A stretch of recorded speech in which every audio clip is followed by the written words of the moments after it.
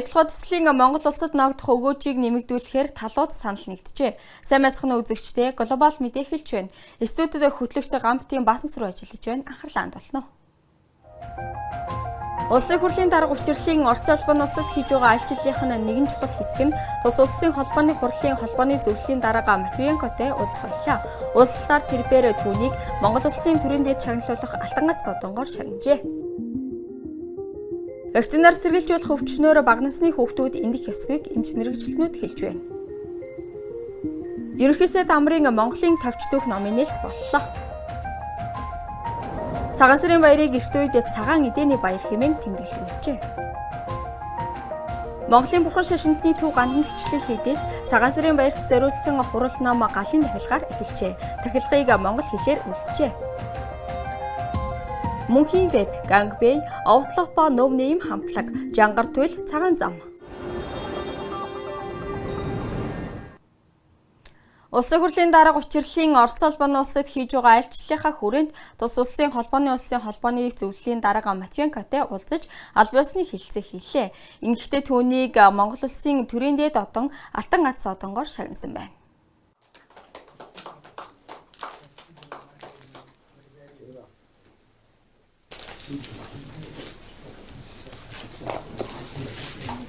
Исполняются.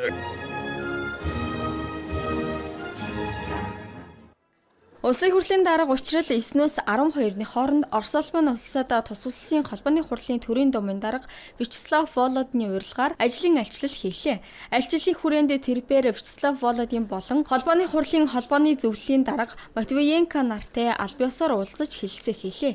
Евразийн эдийн засгийн комиссийн сайд нарын зөвлөлийн дарга Сагентиевтэй уулзаж Евразийн эдийн засгийн холбооны бизнес хэлэлцүүлэг, урлагийн хурал болон Орос улбаны улсын холбооны хурлын хоорондын хамтын ажиллагааны комиссийн 2 дугаар хуралдаан Монгол-Оросын бизнес форумд тус оролцож Оросын шинжилгээ ухааны академид зочилж нэр үл мэдэгдэх цэргийн хөшөө болон ялалтад тэмүүлсэн морд хөшөөнд цэцэг өргөлөө. Үүнээс Орос улбаны улсын холбооны хурлын холбооны зөвлөлийн дарга Матвиенкотой уулзахдаа түүнийг алтан гадас содонгоор шагнажээ.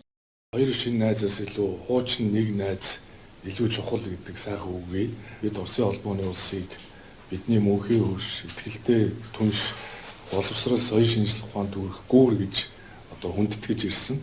Цаашдаж Монгол Оросын найрамдал хамтын ажиллагаа илүү өргөжин хөгжөхөд манай парламент бүрэн дэмжлэг үзүүлж хичээнгүйлэн ажиллах болно гэдгийг танд илэрхийлье. Эрхэм үндэд Валентина Ивановна танд эрүүл энх аз жаргал сайхан бүхнийг хүсэн. Манай хоёр улсын ахын дүүс ард түмний олон зууны харилцаа онцгой үнцэнтэй. Бид хуршууд агуу эх орны дайны жилүүдэд хамтран тэмцсэн дайчин ахын дүүс. Биднийг холбох зүйл маш их бий. Бид хамтдаа хүрсэн амжилтаа мөн цаашдын олон талд харилцан ашигтай, харилцан хүндэтгэлд суурилсан хамтын ажиллагааны хөгжлийн хэдийн төлөвийг өндрөөр үнэлж байна. Дахин онцлон хэлэхэд үнэхээр чин сэтгэлээс нь хэлье. Ийм өндөр шагнал хүртэх нь миний хувьд нэр төрийн хэрэг. Мөн асар их хариуцлага юм. Улсын хурлын дарга учрал Монгол улсын тусгаар тогтнолоо бүрэн эрхт байдлын төлөөх тэмцэл 1924-өөс 1945 он сэдвээр докторийн зэрэг хамгаалсан бөгөөд тэдний энэхүү уулзалт 81 жилийн өмнө манай улсын тусгаар тогтнолыг олон улсад баталгаажуулахад чухал үүрэг гүйцэтгэсэн Ялтын гэрээг баталсан түүхэн өдөр болж байна. Иймд их засаг сургуулийн үүдэнд баримл болон баригдсан Гитлерийн Германы эсрэг эвсэл буюу Рузвельт, Черчилль, Сталин нарын зургийг харуулсан 1945 оны Правда сонины их хувийг дурсгасан байна. Ийхүү улсын хурлын даргын энэ оны гадаад дахь анхны альчлал олон салбарын хамтын ажиллагааг урагшлуулахад чиглэсэн өндөр түвшний ажил хэрэгч уулзалтаар дүүрэн болж байна. Улсын хэмжээнд Улаанбурхны нэмэлт дархлаажуулалт 30%-тэй үргэлжилж байна. Нэмэлт дархлаажуулалтад өвчнөр хамгийн их өртөмтгий байгаа 10-аас 15 насныхан хамрагдана. Энэ насны хүүхдүүдийг бүрэн хамруулж чадвал Улаанбурхны халдвар дахин дэгтгэж сэргийлж чадна гэж эмч мэргэжилтнүүд үзэж байгаа юм а. Манай улсад Улаанбурхан өвчний халдвар 359 өдрөө үргэлжилж байна. Халдвар анх бүртгэгдснээс хойш нийт 14200 орчим хүн өвдөж, 13 хүн нас баржээ. Халдвар авсан хүмүүст судалгаа хийж үзэхэд 70 орчим хувь нь дархлаажуулалтад огт хамрагдаагүй болон хийлгэх ёстой тунгаа бүрэн хийлгээгүй хүмүүс байжээ. Тиймээс дэгдэлтийг бүрэн зогсоох болон дахин дэгдэхээс урьдчилан сэргийлэхийн тулд нэмэлтээр дархлаажуулахаар болсон байна. Яагаад 10-аас 15 насны хүүхдүүдийн дунд энэ нэмэлт дархлаажуулалтыг зохион байгуулж байгаа вэ гэхээр нийт 14 мянган тохиолдлын бол ихэнх хувь нь бол энэ насны хүүхдүүдийн дунд тохиолдож байна. За хоёрдугаарт нь бол 10-аас 15 насны хүүхдүүдийн дунд гарч байгаа Улаанбурханы дэгдэлт бол эргээд 0-оос 2 насны хүүхдүүдийн дунд одоо өвчлөлийг халдварыг тараах тэгээд дээр нь хүндрэх нөхцөл байдлыг ингээд үүсгэж байна. Улаанбурханы халдвар нь дэлхийн 170 гаруйн оронд бүртгэгдснээс өвчлөл хамгийн өндөр 30 гаруй улс Улаанбурханаас улаанууд, Улаанбурхан гахайн хавдар, улаанууд, Улаанбурхан гэсэн вакциныг халдварт өртөж буй насны бүлгээхэнд нэмэлтээр хийж эхэлжээ. Тухайлбал Вьетнам улс 9 сартаагаас 15 хүртэлх насны хүмүүст хийснээр халдварын дархалтыг зогсоожээ. Тус улсаас анх манай улсад Улаанбурхан өвчин зөвлөгдөн орж иржээ. Улаанбурхан өвчин бол маш өндөр халдвартай. Маш өндөр халдвартай вирус. Ковидоос илүү халдварлах чадвартай. Дунджаар нэг халдвартай 12-аас 18 хүнд халдвар тараах чадвартай байдаг юм байгаа. Тийм учраас энэ халдвартай вирусээс хамгаалахын тулд хүн амын 95-аас дээш хувь нь дархлаатай барьж явах шаардлагатай байдаг байхгүй. Тэгэхээр ямар нэгэн байдлаар вакцинаас хоцрох ч юм уу эсвэл цөөн тохиолдолд вакцин хийгээд дархлаа тогтоогүй хүмүүс явж идэг. Бид нар хэн гэдгийг мэдэхгүй учраас тэр бүгдийг нөхөж дүүрэхийн тулд вакцин хийдэг гэсэн үг. Нэмэлт дархлаажуулалтыг сургууль суурилсан дархлаажуулалтын төр цэгүүдээр дамжуулан зохион байгуулж байна. Энд Сумдуургийн эрүүл мэндийн төвийн мэрэгжилтнүүд сургууль дээр ажиллах юм. Энэ бол манай улсад 1973 оноос нэвтэрсэн тогтолцоо гэдгийг мэрэгжилтэн хэлж байна. Вакцин хийсний дараа вакцин хамрагдсан хүүхдүүдийн тодорхой хувьд нь эхний 1-2 хоногт халуурах, за мөн одоо тарьсан хэсэг газар ормон дээр бол өвдөх, хавдах зэрэг хариу урвалууд илэрч болдог. За энэ хариу урвалууд өөрөө аяндаа ямар нэгэн шинж тэмдгийн эмчилгээгүйгээр арилдгаараа бол онцлог байдаг. Энэ нь тухайн хүүхдэд одоо вакцины одоо үр дүнд дархлаа тогтож байгааг илэрхийлж байгаа ийм хариу урвалууд. Дархлаа тогтох буюу вакцин хийх насанд хүрээгүй бага насны хүүхэд Улаанбурханы халдвар авсан тохиолдолд хүндрэх, ялангуяа уушигны хатгаа, тархины өрөслөөр амнасаа алдах эрсдэлтэй байдаг учраас Улаанбурхан хэмээн нэрлэжээ. Тиймээс бага насны хүүхдэд халдвар тараахгүй тулд гадагш гарч нийгмийн харилцаанд өдөр тутамдаа орж буй ах эгч нар, томчууд бүгд нэмэлт дархлаажуулалтад заавал хамрагдах шаардлагатай. Энэ өвчний эсрэг вакцин байгаагүй бол Монголын хүн ам 3.5 сая болж өсөхгүй байсныг түүх гэрчлэнэ гэж байна. Мэргэн сайд Агдан Дамбуугийн амрын мэндэлсний 140 жилийн энэ онд тохиож байна. Тусайг тохиолдуулан Эрдэм төгс амар сангаас санаачлан амрын Монголын товч түүх бүтээлийн анхны хэвлэлийн эхийг гэрэл үсгийн хөрвүүлгийн хамтаар үүсмэл бүтээл болгон шинжилэн хэвлүүлжээ. Ардын төвийн нэр зүтгэлтэн их бичгийн хүмүүн амар нь үндэсний түүх бичлэгийн сонгодог жишээ болсон энэхүү бүтээлдээ нэн эртнээс 13 дугаар зууны эхэн буюу Чингис хааны үеийг хураангуйлан өгүүлжээ. Уг бүтээлд Монголын эртний түүхээс Чингис хааны үе хүртэлх явцыг товч ойлгомжтой үндэсний үзэлтэйгээр өгүүлсэн нь ард түмний түүхэн ухамсарыг сэргээхэд чухал үүрэг гүйцэтгэсэн байна. 1934 онд анх зохиогч одоо Монгол улсын нэрт одоо зүтгэлтэн Агдан буугийн амар гэж хүн энэхүү түүхийг нэн эртний үеэс монголчуудын одоо их Монгол улс байгуулагдсан Чингис хааны үе хүртэлх хугацааг хамруулсан олон түүхийн их сурвалжийг судлан үзсний үндсэн дээр ард иргэд олон нийтэд чиглэсэн ийм бүтээл болгон гаргасан байдаг. Ерөөсөө тагсан амар анх энэ бүтээлээ 2 ботном болгон хэвлүүлэхээр бодож байжээ. Тус бүтээлийн эхнийх нь монголчуудын гарал үүслээс Чингис хааны үе хүртэлх түүхийг багтаасан бол хоёр дахь нь Чингис хаан нас барснаас хойш 20 дугаар зууны монголчуудын түүх хүртэл гаргахаар төлөвлөж байжээ. Гэсэн ч тэрээр 1941 онд хэлс хэрэгээр зөвлөлт холбоод улсад цааслуулжээ. Мөн зохиогч энэхүү бүтээлээ шинжилгээ судалгааны бус жирийн уншигчдад түүхийн мэдлэг олгоход зориулсан хялбаршуулсан хэлбэрээр бичсэн байжээ. Түүхчид тус бүтээл нь Монголын түүх судлалд шинэ алхам хийсэн бүтээл гэж үздэг байна.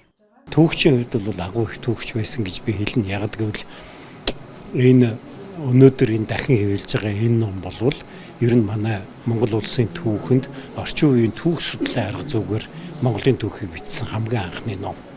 Өмнө нь бол мэдээж түүхэн их сурвалж болсон номнууд байдаг. Тэгээд тэд нар бол яадаг вэ гэхээр Монголын нууц товчоогоо хуулаад тэгээд дараа нь нууц товчооноос хойш болсон үйл явдлуудыг нэмж бичих маягаар явдаг байсан бол энэ бол арга зүйн хувьд бол энэ ном анхны ийм ном болсон. Агдамбуугийн амар нь угсаа гарлаараа Чингис хааны алтан ургийн хүн байжээ. Тэрээр 1928-аас 1930, 1936-аас 1939 онуудад ерөнхий сайдаар ажиллаж байсан юм. Түүний бичсэн Монголын товч түүх ном нь олон их сурвалжийг харьцуулсан хүмүүст хамгийн энгийнээр түүхийг ойлгох гэсэн зорилгоор бичсэн болохыг түүхчид онцолдог. Ерөнхий сайд амар нь 1930-ад оны улс төрийн их хэлмэгдүүлэлтийн үед хэлс хэрэгт холбогдсон амнасаа алдсан ч хожимд түүнийг 1962 цагаатгсан байна. Жанчивдэрч Бацдэрч Евгений Павлов, Пүрвсрэн Марлма, Гамбат Басан сүрэн Iced Global. Үзэгчдээ үргэлжлүүлэн зарим үйл явдлын мэдээллийг цөөн үгээр хүргье. Брэдэд хасах арам химээр огцом хүтэрлээ. Зарим газар цас орж засан шуурга шуурч байна. Салхи секундэд 22 метрт хүрч ширвсжээ. Боломжтой бол гэрээсээ гарахгүй байх. Салхин дэвдэрч хийсэх эрсдэл бүхий бэхлэгээ муутай хашаа хороо эд зүйлсэд өртөхгүй байх. Цаашлаад дулаан хувцас хоол хүнс нөөцөлж эрчим хүчээ хэмнэх зэргээр цагаагаарын тааламжгүй байдалд бэлтгэхийг зөвлөжээ. Хөвсгөл аймгийн хагас сум Тураг багийн Шивдгийн ам гэдэг газар хөвсгөл нууранд хар хил гарсан байна. Тус нуурын усанд хар болон цагаан хил гардаг онцлогтой. Хар хил гэдэг нь хүлцсэн мөс хагарч, хоёр тийш ангаан завсар гарч, дундуур нь ус мэлтэлцэх үзэгдлийг хилдэг. Явнаар болон авт тээвэрхийх нь аюултай. Бүх нийтээр дагаж мөрдөх Монгол бичгийн зөв бичих дүрмийг засгийн газрын хуралдаанаар эцэслэн батлуулжээ. Үүгээр гадаад үг, олон хувилбарт үг, оноос нэр, зарим давгар нөхцөлийг хэрхэн бичих зэрэг маргаантай асуудлыг нийгмүр болгож эцэлсэн байна. Уг ажилд 60 гаруй эрдэмтэн судлаачид өнгөрсөн оноос ажиллажээ. Улсын хэмжээнд 2021 онд 443 цахилгаан тээврийн хэрэгсэл байжээ. Харин өнөөдрийн байдлаар Улаанбаатар хотын хэмжээнд 1900 бүрэн цахилгаанаар ажилладаг тээврийн хэрэгсэл бүртгэлтэй байна. Үүний 700 нь өнгөрсөн онд бүртгүүлсэн. Иргэд захилгаан автомашиныг бүртгүүлэх нь ихсжээ. Захилгаан автомашинд хамгийн түрүүнд УБС-тэй улсын дугаар олгодог байна. Гал морин жилийн босгон дээр спортын салбараас Хөлөмрийн Баатар цолтон 2 төрж байна. Олимпийн өвөг игддэг олон улсын олимпийн хорооны хүндэт гишүүн Шагдарж авын Магван Хөлөмрийн Баатар болж байна. Мөн ардын багш үндэсний бүхийн улсын харцаг, чөлөөт бүхийн тамирчин дасгалжуулагч Данзан Даржагийн Сэрэтерт уг цолыг хүртээж байна. Түүнчлэн гимнастикийн холбооны ерөнхий наримчгийн дарга Ерөөл Бат гавьяат дасгалжуулагч болно. Энэ жил Монгол хүүхэд анх Орос улсад суралцахаар явж хүүхдийн хөгжлийн чиглэлээр гадаад харилцааны эхлэл тавигдсны 100 жилийн тохиож байна.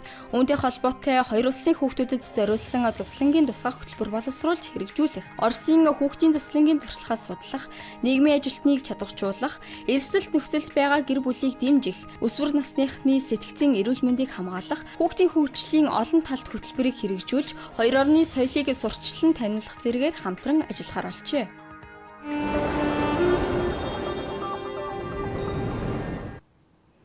Цагаан сарын баярын хахир хүтэн өвлийг үнтэй давж урин хавртай учран золгосны эрүүл болгож тэмдэглэдэг эртний баяр юм. Уг баярыг хэрхэн тэмдэглэж ирсэн талаар эрдэмтэн судлаачид олон талаас нь тайлбарладаг. Зохиолч төвх судлаач Гүн Үйлс дараах саналыг дэвшүүлж байна. Эрт үеэс манай арт түмэн цагаан сарын баярыг бэлэгдлийн баяр хэмээн ёс төртэй тэмдэглэж иржээ. Энэ ч үүднээс эртний ном сударт уг баярын талаар тэмдэглэн үлдээсэн байдаг. Гэхдээ зарим эрдэмтэд уг баярыг Монгол түмэн хүннүү бүрний үеэс намар цагт тэмдэглэж ирсэн. Харин 1206 оноос Чингис хаан их Монгол улсыг байгуулсны дараа хаврын тэргүүн сарын шинэ нэгэнд тэмдэглэх болсон гэж үздэг байна.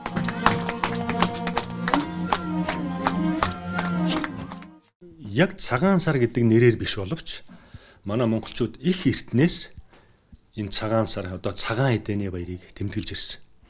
За энэ бол одоо бүр манай хүннүү гүрнээс ихтэй. Тийм ээ одоо хятадын төвч Симатан Симачан гэдэг эдний тэмдэглэлд байдаг.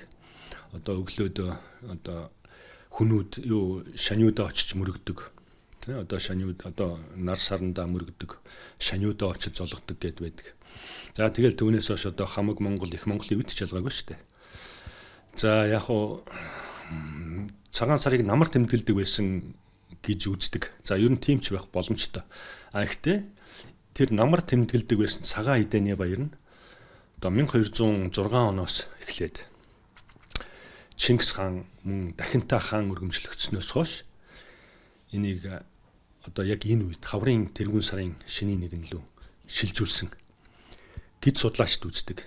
Түүний тэмдэглэснээр эрт үед монголчууд одоогийнх шиг ууц тавих гэх мэт нүсэр бэлтгэл хийж байгаагүй. Ууц тавих заншил одоогоос 300 жилийн өмнө Монголын бурхны шашны тэргүүн өндөргийн зануузрын үеэс уламжлагдсан ирсэн байна. Мөн өнөөгийн өрн хэрэглэгддэг хадаг, хөөрөг, улбов, зэрэг зан үйлийн ихэнх нь 300 гаруй жилийн өмнө манжийн үед орж иржээ. Энэ мэтээр цагаан сарын баярын уламжлал хийгээд бэлэгдэл нь түүхэн үйл явцад хувьсан өөрчлөгдөж ирснийг онцолж байна. За 300 жилийн өмнө энэ өндөр гигэн ууц тавьсан зураг байдаг. Тэрийг хүмүүс их ер нь ууц тавьдаг байсан юм биш үү гэсэн тийм зүйл ярьдаг. Үнийн эрэгдээ энэ яг манжийн одоо эд үед байсан учраас өндөр гигэн маань Монгол хүн одоо амны бэлэгтэй тийм ээ. Одоо мөр бүтэн гиз цатглан ингэж явахыг бэлэгдэж ингэж зурулсан гэдгийг. Нэг талаас. За нөгөө талаас гэвэл ингэж зуруулахдаа өндөр гигэн бол ууц тавих тэр зэрэг дэвийг тодорхойлж өгсөн гэж би бол харддаг. Өнөө цагт монголчууд цагаан сарын баярыг тэмдэглэхдээ эртний ёс уламжлалаас хамгийн сайн сайхан дэвшилтэт зан үйлийг авч үлдэх ёстой гэж судлаач үзэж байна. Үүний нэг нь Овг аймгийн шүтээний дахилга, ураг удмын хурим химээх эртний заншил юм. Уг ёс болоод уламжлалыг цагаан сараар хийж хэвшвэл тун хэрэгтэйг өгүүлж байна. Хэрвээ ингэж чадвал орчин үеийн хүмүүс цагаан сарын баяраар амжилттай яваа нэгнээ алдаршуулж, ядарч яваа нэгнээ өргөж босгон, залуу хойч үедээ үлгэр дуурайл үзүүлж, ураг удмаараа төдийгүй улсаараа хүчрэгчих нь гарцаагүй хэмээн өгүүлж байна. Жанчивдэрч Баттэр Шивгэнэ Павлов Пүрс рүү марлама Аст Глобал.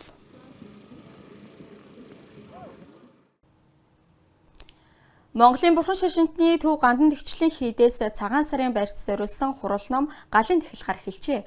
Шинийн нэгэн хүртэл бүтэн өдөр болоод шөнийн туршид уламжлал баярт зориулсан хурал номууд араараасаа хөрч байна.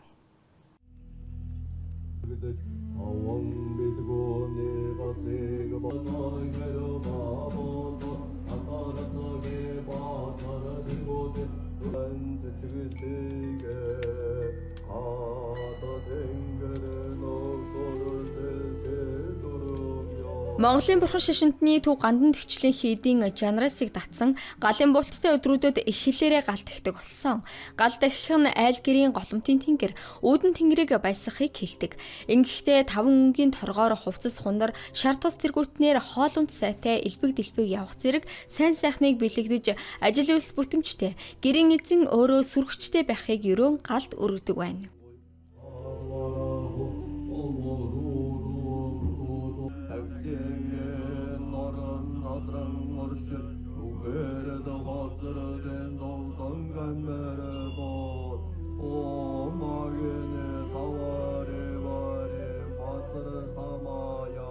Энэ мэтчлэн гадна тэгчлийн хийдэд шинэ жилийг ухтах хуучирч бие оны муу бүхнийг номын хүчээр үлдэн хөөх уншлага номууд ар араасаа хөвөрч байна. Өнөөдөр бурхны тахил буюу балин ажиллагаа эхэлжээ. Санскрит үг шууд одоо балин гэдэг үгээр одоо монгол хэлэнд орж ирсэн ийм үг юм байнамаа. Тэгээд балин өргөх нь ойд буюу шид бүтээлийн зай гэж одоо бурхан шүтэнд өргөдөг. Бүтэн жилийн тухайд одоо өргөдөг балин гэж байна. Тухайн одоо цаг үеэстэй хэрэглээд тэгээд одоо өргөлөг гаргалгын балингууд гэж байна.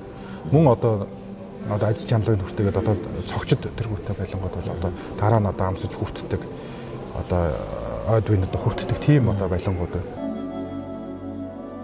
Гандан тэгчлийн хийдийн датсан бүрээс гарын уртай, туршлагатай тахилч ламнар болоод шин залуу ламнар нийлж бүтэн сар гарын турш урлана. Урлах явцад бурхны шашны 5 баг ухааны нэг болох урлагын ухаанд суралцдаг байна. Цаашлаад 14 буюу хуучдын 27-нд бүх сүм хийдүүд хуучин номын хурлыг хурна. Үүнд 10 хангалыг өглөөнөөс ахуулаад үдшийн бүрий болтол нийтдээ 3 өдрийн туршид тахдаг байна. Лам хувраг улсуудын хийж байгаа номын зан үйл шүү дээ тийм. Тэгэхээр тэр улсууд чинь өөрсдөө болон өөрийнхөө ойр дотн нутаг орны цаашлахын бол тэр 6 язуурын хамаг амьтдыг л одоо тийм сайн сайхан байгаасаа, эрүүл энх байгаасаа, урт наслаасаа, элэг бүтэн байгаасаа гэдэг энэ бүх зүйлийг л одоо номон дээр нэг бүрчлэн даатгаж гаргаж байна. Үүний дараа сор залах ёслол болно. Үүгээр жилийн гай барцдыг арилгадаг. Улс их оронд учирч болзошгүй халдварт өвчин, гадны дайсан, адад сэтгэрийг холдуулна. Харин айл өрхөд эрүүлэнх уртнаас ол зарлага, хоорондоо эв түнжинтэй байхыг бэлэгдэж сор гаргадаг байна. Ингээд битүүний орой цэдэрл хам буюу лам сахиусыг шүнжин дахиж шиний нэгний өглөө гадаалдаг байна. Ариун хайрын гэгдэх Валентины өдөр энэ бям гарагт тохиож байна. Үүнтэй холбоотой энэ өдрийн хөтөлбөр хайр дурлал, романтик агуулгаар дүүрэн байна. Амралтын өдөр хайчгүй. Сонголтод тань санал болгоё. Улсын хүүхэд залуучуудын театрт 14-ний 18 цагаас Шекспирийн Ромео Жюлиетэ жүжигийг тоглоно. 1966 онд хүүхэд залуучуудын театр хамгийн анх тус жүжигийг төлөөлж байсан бол өнөөдөр 59 жилийнхээ ойн босгон дээр дахин амьлуулж байна.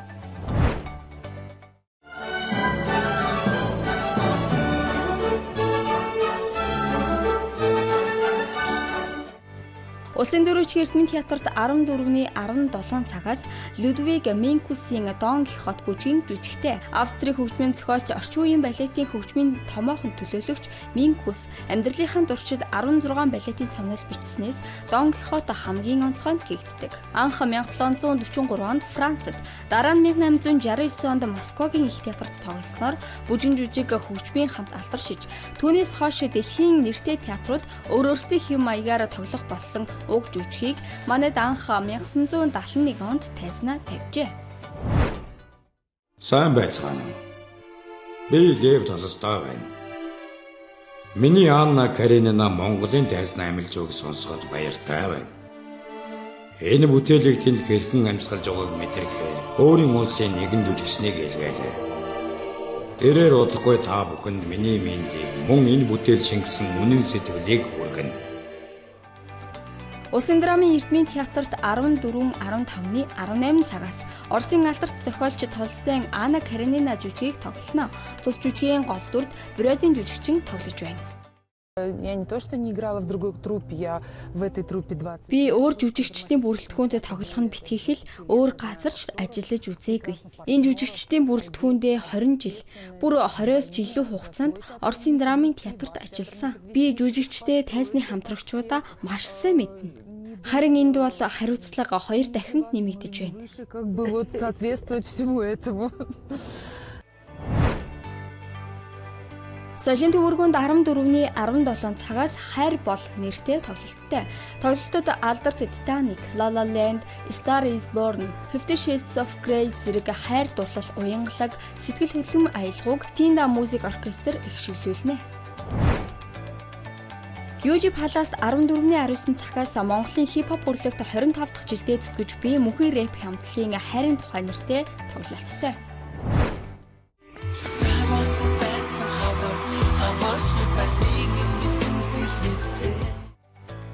Corporate Convention Center-т 14-ний 20 цагаас Outlaw болон No Name хамтлаг хамтарсан тоглолтоо төлөвлөнө.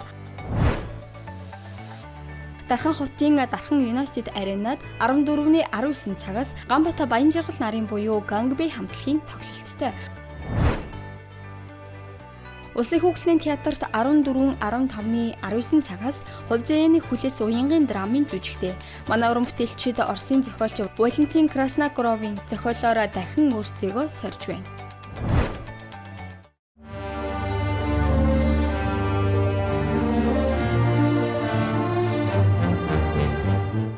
Улаанбаатар театрт 15-ны 13-17 цагуудаас хөгжмийн зохиолч Чулууны Уран хас бүжгийн жүжигтэй. Уг бүжгийн жүжигт Монгол Улсын консерватор сонгодог бүжгийн тэнхимийн суралцагчид тоглоно. Тэд анх 2024 онд Уран хас бүжгийн жүжигийн 50 жилийн ойд зориулан тоглож, улмаар орон нутгаар аялан тоглож байжээ.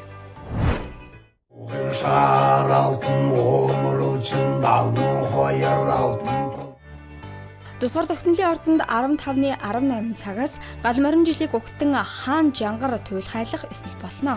Туйлыг халимаг улсын алдарт туйлч Окнагийн цагаан зам хайлна. Ice Global амралтын өдрүүдэд болох соёл урлагийн зарим үйл явдлаас танилцууллаа. Эрхэм үзэгчдээ та бүхэнд глобал мэдээ баасан гарагийн дугаарыг хүргэлээ. Анхаарал хандуулан хамт байсанд баярлалаа. Баяртай.